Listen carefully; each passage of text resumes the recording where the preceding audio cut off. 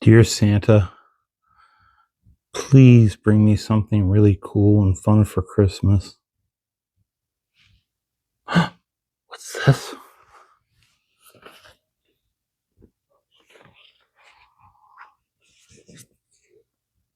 Oh.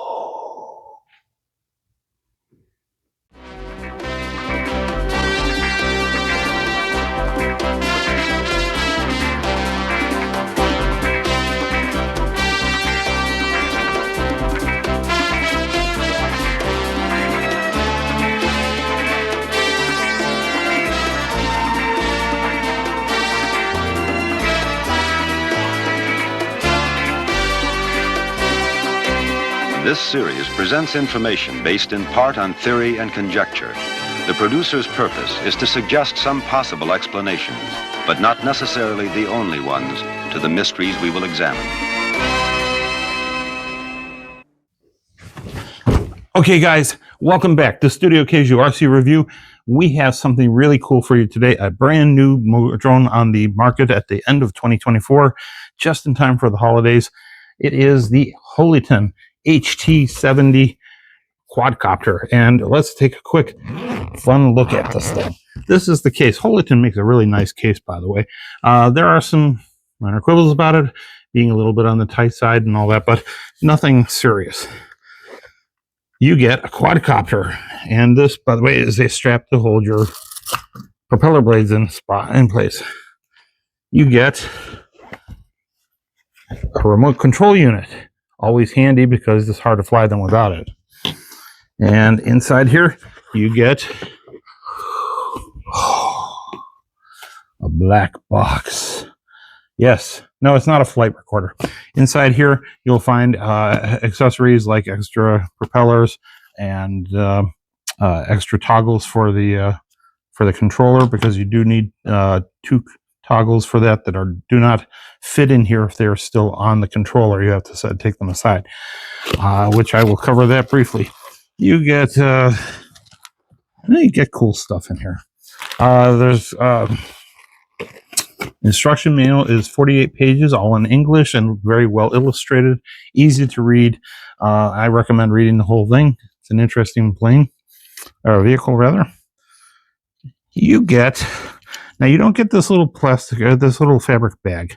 This little fabric bag I use because I don't like the way that these joysticks here fit inside the controller. They're supposed to be stored right in like that. And to me, that's kind of a recipe for losing them out in the field. Oh, also, you get,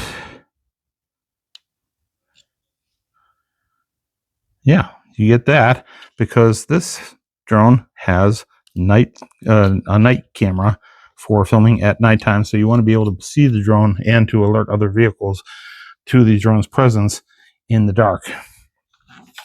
All right, let's take a quick look. I'm going to insert these because I don't want to lose them. Let's take a quick look at the quadcopter itself. It is your basic folding quadcopter. It is the size of my palm, okay? So that's pretty big, actually, for a lot of quadcopters nowadays. Not huge, and certainly not out of the realm of what anyone else has done.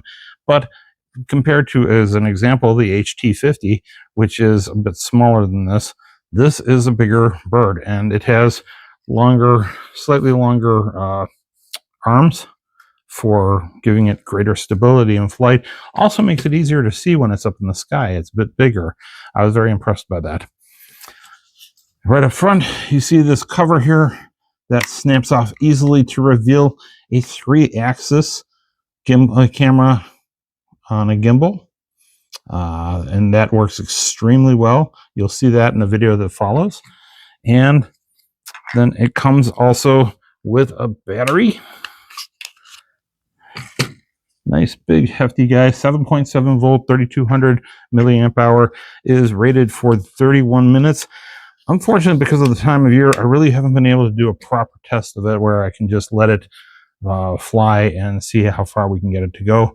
because where I am at is up near the Canadian border, and it gets awfully chilly in December. And so I try to keep the flights down to between 5 and 10 minutes because battery life can go down rapidly in the colder weather. Also, in general, I don't fly very long at any given time. So going back to the camera here, one of the nice things is it has a slot for a micro SD card there. You can see the card in there now. And because this is a bigger bird, it clocks in at 0.8 of a pound. So it is a little bit heavier and requires FAA certification. There is your QR code, which on mine, the QR code was slightly worn out, so it didn't work. But there's also a number on there. You need that number to register this with the FAA. So this has to be registered. Do you need to get a separate broadcaster, remote ID broadcaster? No, you do not. There is one built into this. That's why it has the registration information right there. So, moving over to the remote controller. Remote controller is, by the way, what's really cool about the remote controller is one of the things I like, I've learned to really love actually, is that this has its own internal battery that you recharge, and you recharge it there with the USB-C, same type of recharger that you get with the charging port that you have on the battery. So it's very easy to keep these things up to speed. The phone connects. You have a choice of one for iPhone or one for Android. Phone connects via a physical wire, giving you a much stronger signal to the transmission signal to the quadcopter, and certainly greater range. So this is not one of those, you get 100 yards out and suddenly you lose connection. Actually, it's pretty impressive in that respect. I was very pleased. What else do we have? We have your on-off button. This is your speed button. There are 2 speeds. They're not really great, but they are decent speeds. Me is perfectly fine with that because I'm not a fast flyer. I don't want the FPV experience. I want it slow and steady. But if you want it faster, this has 2 speeds. One is just under 20 miles per hour. The other one is more like 13 or 14. Over here you have your calibration button. Your calibration button, and up here is a both headless mode button and a GPS on-off button. And why do you want to have an GPS off? Don't you always want to fly in GPS mode? You do in most cases. There's 2 instances where you don't want to. One is if you're flying indoors, like say if I were flying in here right now, and the other would be if you are flying in an area that it's okay to fly there, but it's still geofenced. Say if you have 20 or like 100 foot above ground level clearance, and you get a Lance approval, you don't want to fly in GPS mode if you can avoid it. For one reason is that if you're in that situation, you're probably near an airport, and they can put out signals which will frustrate and completely confuse your GPS signal and could cause a flyaway. Trust me, voice of experience on that one. So the wire for closing up, by the way, there's a little slot in there that this plugs into, makes it nice and neat for closing up, and that means you can close this all nice and smooth and everything. Okay, what do you get with this? Okay, the camera, I'm going to read some specs off to you because that's the easiest way to do it. The camera is available in 2 different options. One is at 4K, which is 3,840 by 2,160, and at 29.82 fields per second, with a respectable 39,613 kilobits per second bit rate. What does all that mean? Well, the 3840 by 2160 is how many pixels are on each individual field, or frame, if you will. And the 29.82 fields per second is how many fills you will get within a second. So going sequentially, that's how many you get in there. The important part is the 39,613 kilobits per second. That's how much information gets into each frame. So there's the frame size, but how much information gets into that? And that's why some lower-end quadcopters, the under $100 ones, will have a tendency to have, they'll say, oh, we've got 1920 by 1080 footage. It's, so it's 1080p, and you should get really great video. And then you try it out and you get absolute mud. And that's because the bit rate is so low that, and this is true, that you get not anywhere near enough information in each field. I have seen other sub $100 drones where the bit rate is high enough and you get a pretty decent picture, even if the camera is fixed to the quadcopter, so that the quadcopter goes like this, the video goes like this. Now, do I shoot in 4K? No, actually, I found out I prefer 2K. And here's the kicker. There is a workaround on that whole kilobits per second thing. 2K comes in 2688 by 1512. So that's a smaller number of pixels in each field. And the bit rate is a little bit lower. It's 859 kilobits per second. That will probably vary a little bit. So you're getting a little less information, but it's for a little smaller number of pixels. So that's really kind of evening that out. But why do I prefer that? Is because instead of 30K or 30 fields per second or thereabouts, you get 50 fields per second. So you are getting more pictures within a second. More full frame pictures in that time period gives you a smoother, glossier look. And honestly, I don't see a loss of quality in the picture. Some people are cinephiles and they will probably be able to notice it. So far to date, I haven't. I've been very happy with it. So, are there any issues with the drone, things that I don't like? So far, it flies very nicely. It has the normal things. You have to do a compass calibration, which is the setting it down on a flat surface and then going like this. And the little lights on the back will flash for a few seconds. And then it says, yep, you're calibrated for compass. And you have the geomagnetic calibration, which is the one where you have to do a meter off the ground, go like this 3 times, and then go like this 3 times. So the people think that you're trying to summon a genie or something. But then once that's done, it has a very good record of where it is in the world and what level is in your particular location. So those things are actually really important to do. Sometimes people try to skip past that. I'm not even sure if you can skip past that when it comes up on this, but some people do try to skip past that. I know I have in the past done that with 1 or 2 vehicles, and that's cost me dearly. So, okay, so I covered that. Okay, so it's got a 10,000 foot range for both, apparently for both transmission and for the remote control.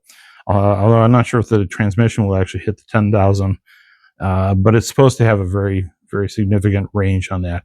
And 10,000 feet is just under 2 miles or approximately 3 kilometers. So that's certainly going to take you beyond line of sight. I don't normally test out and try to push as far as I possibly can because I don't live in an area where it's conducive to do that. There's just too much population around here. So I tend to keep it within 1/4 of a mile, 1/3 of a mile. Any much further than that, I lose line of sight because I'm old, and I lose the ability to feel comfort and do anything other than relieve my bowels because I'm scared of losing this thing. Yeah, I actually just said that. So anyhow, you've listened to me talk long enough. Let's take a look at some flight video and be cool. This is a nice crispy morning, and I am taking the HT70 out for a spin at Niagara River, a place called Niawanda Park, which means literally stinky water. As you can see, I'm launching the HT70 from the porch table directly in front of me, and that's how I prefer to launch, is right there at a place like that. And I'm not going to do the whole video from this point of view, as you'll see really quickly. I prefer to do the video showing what the camera on the drone sees, but it's also nice to see the thing flying in the air for yourself as well. And also get an idea of how loud it is too. It's not really a very loud quadcopter. So the color saturation, the color representation is actually really good here. You can tell this is it's about 10 a.m. on a Sunday morning, and it is very chilly. It's about 35 degrees. That's right, 35 degrees it was. And no, not really any wind, but the color reproduction is really great here. It gives you a great sense of how well it can capture the mood of the moment. And the detail in this is really nice. Now, there's the two types of video. There is the 2K and there's the 4K. And the 4K has pretty decent information, and it's approximately a 30 fields per second video. But the 2K gives you slightly less information per field, and the number of pixels in the image are slightly smaller, but it gives you 50 frames per second, gives you a nicer picture, and I really like that. As you can see, I'm showing a little bit too of what the app looks like while I'm flying too.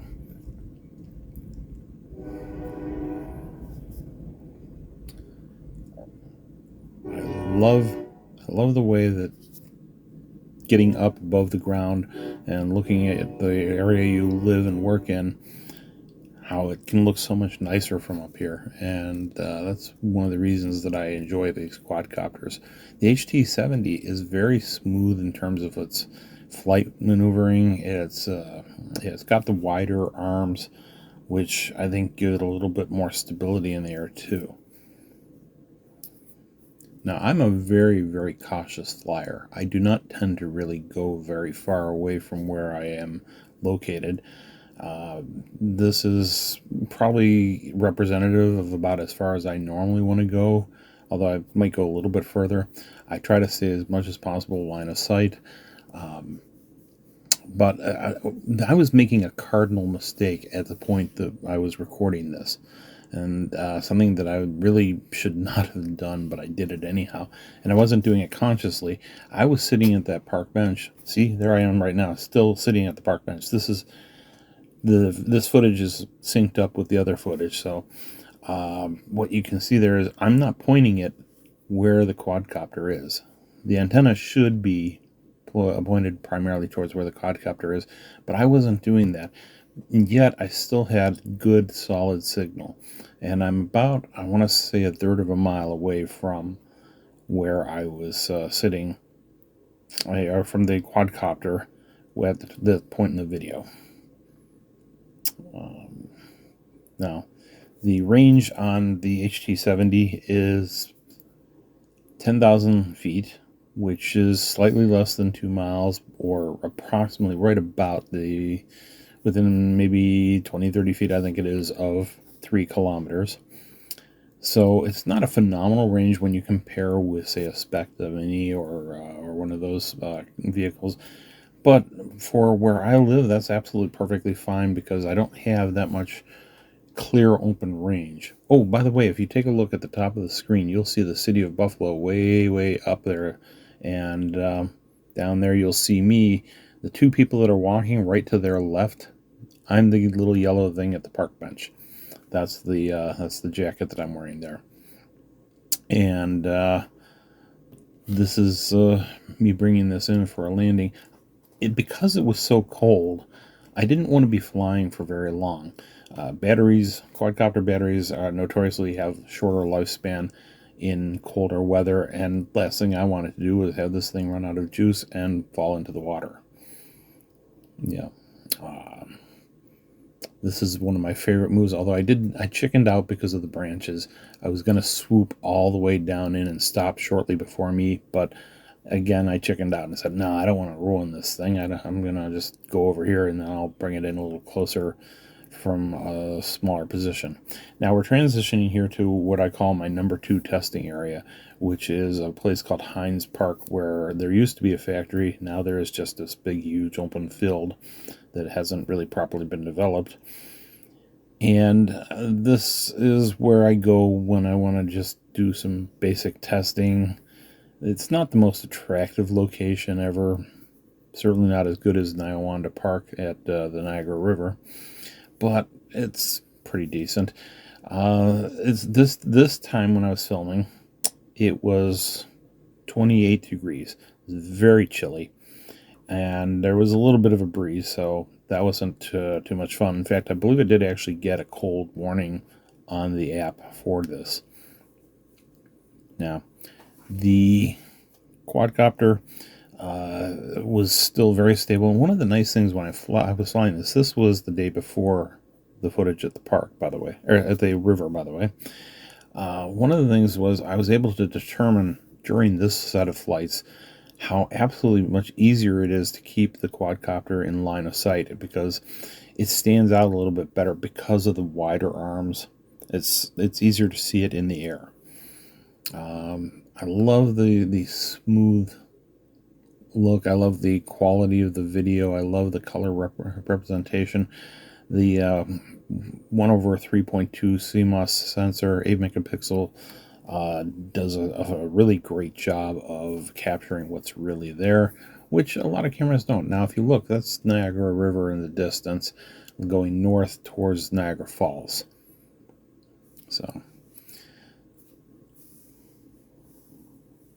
So anyhow, this is good. This is the night vision. I wanted to test this out. The night vision feature on the app. This is one of a few features I was able to test because I only have limited amount of time. This shows exactly how good the image can be when you're flying at nighttime using that feature. What's great about it is not that it doesn't illuminate things that aren't already illuminated. So it's not like a night vision goggles where you get that green tint and everything, which is kind of what I thought it might be. But it sets the camera so that the lit areas are very readable, very easy to see the details and all that.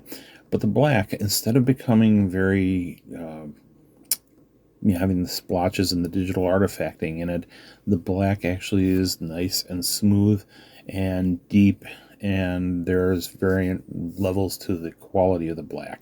Like for instance, as I pan across the skyline, you can see just above the skyline, you can actually tell exactly where that is, and it's a little brighter and it gets darker as it goes up. Now here, I'm looking down at the street that I live on, and you can see a lot of detail. There's that salt from the road having been salted after snow. We had a little bit of snow. And then you can also see from where I'm at the phone lines, which is very important. That's why I didn't fly this around at this point, because there's a lot of phone lines here, and I needed to just more or less go straight up and then come straight down.